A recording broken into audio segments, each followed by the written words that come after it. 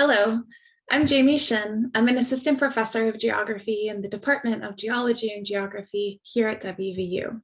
Last spring, I was excited to receive one of the WVU Humanities Center Life in the Times of COVID-19 grant for my project, Hope and Hardship During COVID-19, A View from Rural West Virginia. Today, I want to tell you a little bit about that project, introduce you to the students on my research team, show you some of our preliminary results, and tell you what we plan to do next. In the past year, COVID-19 has exposed inequalities in unprecedented ways, including for rural communities here in West Virginia. And at the same time, we know that West Virginians are no stranger to hardship, and that communities in our state have a long history of pulling through disasters together. To better understand the particular impacts of the pandemic in this context, I proposed a project in which research participants use photography to capture a view of their lives in the time of COVID-19 here in rural West Virginia, including sources of hope and hardship resulting from the pandemic. The study site for the project is Rainelle. Located on the western edge of Greenbrier County, Rainelle is a microcosm of the story of Appalachia. This includes socioeconomic vulnerability as a result of the decline of local timber and coal industries in the region, as well as high rates of opioid addiction. However, I've done previous research in Rainelle on the social impacts of high floods that occurred there in 2016, and those findings revealed another, more complicated story, one of resilience that results from a strong sense of community. That research project revealed how vulnerability and resilience can exist side by side, offering a more complex story than the one that's commonly told about Appalachian communities. For this new project, I wanted to return to Rainelle to examine the impacts of COVID-19 by asking participants to document sources of hope and hardship using the method of photovoice. In photovoice, participants are given cameras to provide their own perspective on research prompts. And in this time of social distancing, it also offered a unique opportunity to qualitatively understand people's experiences, even though face-to-face research was impossible. My original goal was to give 20 research participants cameras, and while 20 people did initially enroll in the study, we ended up with about 10 very active participants, and together they took hundreds and hundreds of photos over the course of late summer and fall 2020. They include small business owners and stay-at-home moms, people who lost jobs during the pandemic and those who saw business increase. They include city council members and people who have left the community and returned after time away. They all provide unique and important insights into life in Rainelle in the past year. In the last couple of months, I've been following up with each of these participants via phone calls and Zoom interviews to talk to them about their photos and their experiences with the project. In a moment, I'll give you a snapshot of what we've heard from these folks. But first, let me introduce you to the students who are working with me on this project. First, Alexandra Bunn is an undergraduate student who is working as a research assistant and is funded by the Humanities Center grant. Brandon Rothrock is a master's student at WVU, and he works with me on a variety of projects, including this one. Let them introduce themselves. Hi, my name is Brandon Rothrock, and I'm a second-year master's student in geography here at the Geology and Geography Department at WVU. Aside from my coursework and my own thesis work, I work as a graduate research assistant for Dr. Shinn. Within the photovoice project, I have been tasked with talking to participants about their photos roughly every 2 weeks throughout the project. I also do the behind-the-scenes work of getting the physical cameras to participants, as well as uploading and filing all camera photos.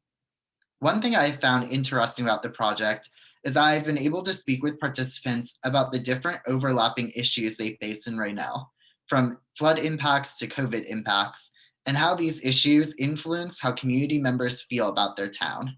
It has been very eye-opening to listen about the unique experiences the community faces and the ways in which community members help one another in times of need, whether it is through cutting hair or through running a food pantry. Hi everyone, my name is Alexandra Bunn and I am in my junior year studying geography with a focus on environmental change, as well as journalism and communication studies as an interdisciplinary student at West Virginia University. I've been working with Dr. Shinn on the Rainelle Photo Voice project for the past 8 months as a student research assistant. I grew up in Charleston, West Virginia, so it has been really inspiring working with Dr. Shinn and Brandon Rothrock on this project because it gives a voice to West Virginians that are really struggling. Almost 5 years have passed since the town of Rainelle, West Virginia experienced a major flooding event. They are still recovering, and the impacts of COVID-19 have not helped their situation. I was able to hear the stories of what people are experiencing in their daily lives while transcribing audio interviews. And having the opportunity to sort through the photos that go along with the stories that our participants were willing to share gave an incredible perspective into their lives. I think this Photo Voice project is so important because it highlights what many rural communities around us are experiencing. This community and others like it are suffering due to the impacts of climate change. But this project has revealed that that only scratches the surface of the host of issues that these communities are working together to overcome. I am honored and excited to continue working on this project. Thank you. Now that you've heard a little bit about the project and our team, I want to show you some of what we've started to learn from the research participants themselves. What you're about to hear and see are photos taken by the research participants, as well as audio excerpts from interviews that I've conducted with them. While the audio and photos are not necessarily correlated, collectively they paint a picture of the types of stories that are emerging from the project. After, I'll tell you what we plan to do next. The majority of people in the beginning of this was summer. Yeah. Were in total denial. They simply did not believe that it was a thing. They believed it was related to politics. And I would try to give them what knowledge I had, and they would reject it totally. Totally reject it. And there was a sense of rage that everything was canceled. We had to wear masks, this sort of thing. And it's still there.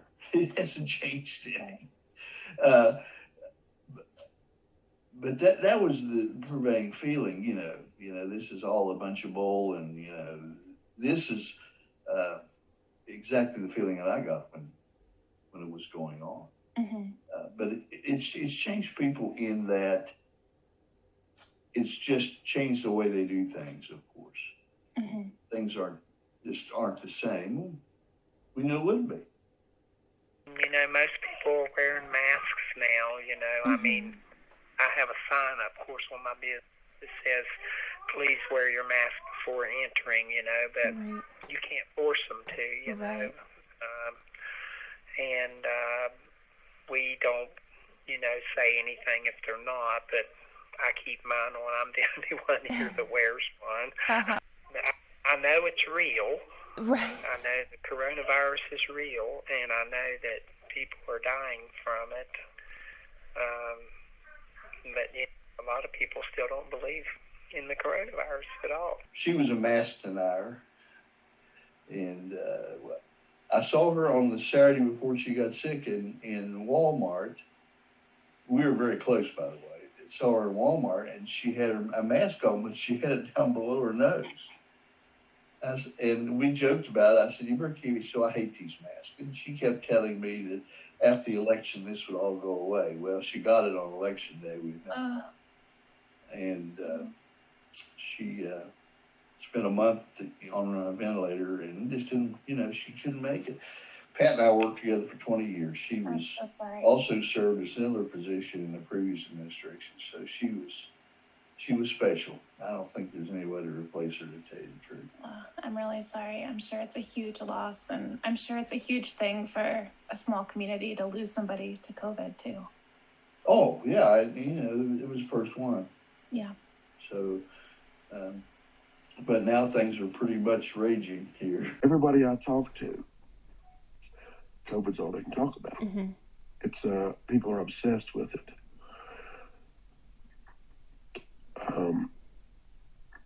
So yeah, I mean, it has damaged people's mental health. Yeah. You know, what I've seen is people worrying constantly. Are we ever going to get back to normal? Yeah. Are we ever going to have this again? Are we ever going to do that again? I think the mental state is horrible here. You know, now lucky me, I don't have those worries. I know things will get better. I know as soon as we get a vaccine and we start doing things, we'll go back to where we were. But a lot of people don't have that. They don't have that belief. Right. So they sit and worry. But the rest of my life going to be stuck in this house. Mhm. I heard that 3 or 4 times. Interesting. So, I don't know. Well, I think those are 2 big things that you just mentioned, just all the signage and, how everyone's routine has changed and for the most part, and how the home life is much, much changed. We've been on strict quarantine for 9 months now because my oldest daughter is severely disabled. And she can't wear a mask, so we can't leave the house at all. And we can go to the grocery store and stuff, but we have to leave her at the house, so that changed big time for us. It's just, it's a grind. I don't know if you can show that in the photos. I was probably out and about more than other people are because we have a food pantry and food and just different things like that, and it's probably why I caught the COVID. Right. Even though I was trying to observe social distancing and face masks and all that, but it did. I don't know. In our small town, you could see the changes.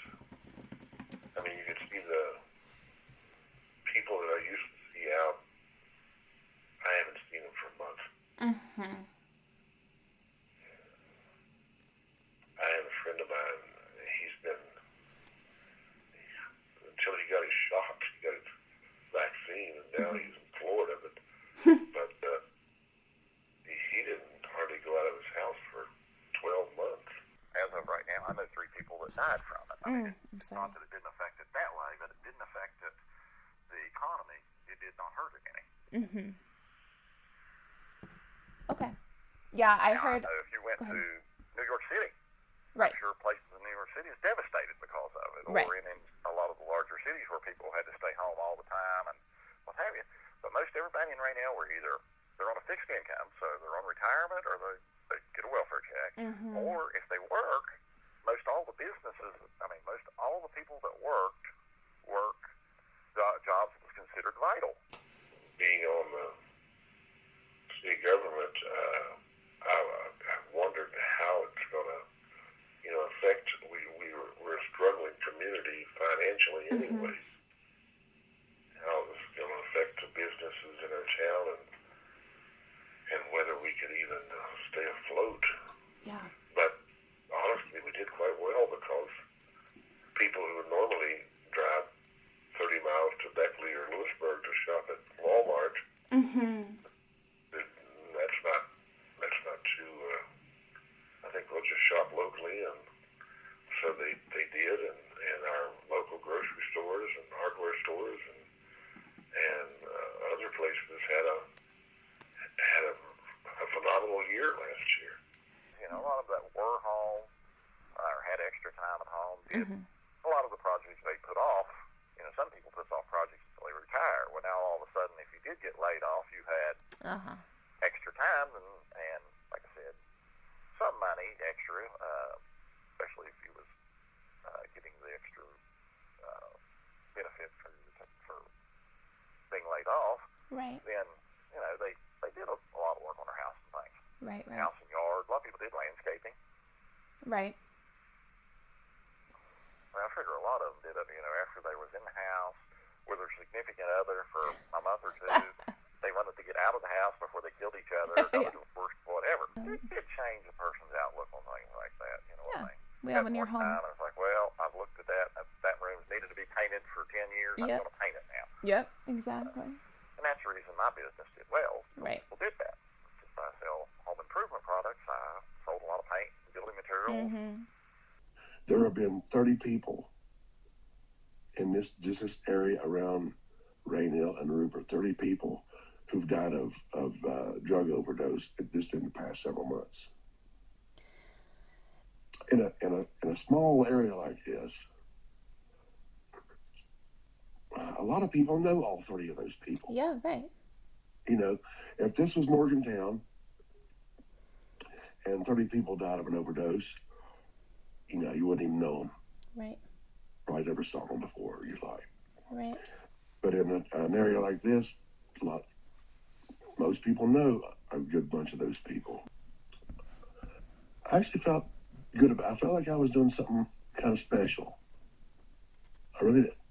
Cool. I felt like I was helping document something that needed documented. Good. And it gave me a sense of purpose. Good. At a time when I was really needing one. You know, and it also, like you said, I know all there is to know about this area, and but I learned a whole lot more about it. You know, you know, when I actually, because I actually talked to people. You know, you can imagine that, me talking, and I actually talked to people, got acquainted with people. You know, just went up and introduced myself to people. Wouldn't ordinarily do that, yeah. You know, and I actually wanted to hear people's stories. You know, because that's what interests me about this whole thing, is hearing people's stories. Right. And because everybody has a story to tell, and so yeah, it made me feel good to do that. It made me a little more aware of things in this area that I wouldn't have been aware of. I hope that provides you with a sense of what we are learning about the impacts of COVID-19 in Rainelle, as well as some about how the photovoice method works. Our next step is to head to Rainelle in person to conduct focus groups with all of the participants. With the rollout of vaccines underway across the state, I'm confident we will be able to do this safely in the coming months. The plan is to print a large number of the photographs that the participants have taken, and then to gather them together to look at each other's photos and discuss. My hope is that when they see the different ways people have captured and experienced the past year, even in the same very small community, that it will spark an engaging discussion and that a collective narrative will begin to emerge about the impacts of COVID-19 in Rainelle. Together, we will choose with the research participants the photos that best represent the story and assemble them into a photo exhibit. First, we'll show it in Rainelle, tentatively during the last weekend of August at an Appalachian Heritage Festival they're planning in the community. After that, my plan is to bring it to WVU in the fall semester for the campus community to see. Once it's complete, we'll archive the photo exhibit digitally online, and the physical photo exhibit will be given to the newly founded Rainelle Historical Society to showcase there in perpetuity. I hope you'll be able to see some of the photos in one of these venues, and I look forward to answering any questions that you might have about the project. You can contact me anytime at my email address, which is jamie.shinn@mail.wvu.edu. Thank you for watching this video, and thank you especially to the Humanities Center for funding this work.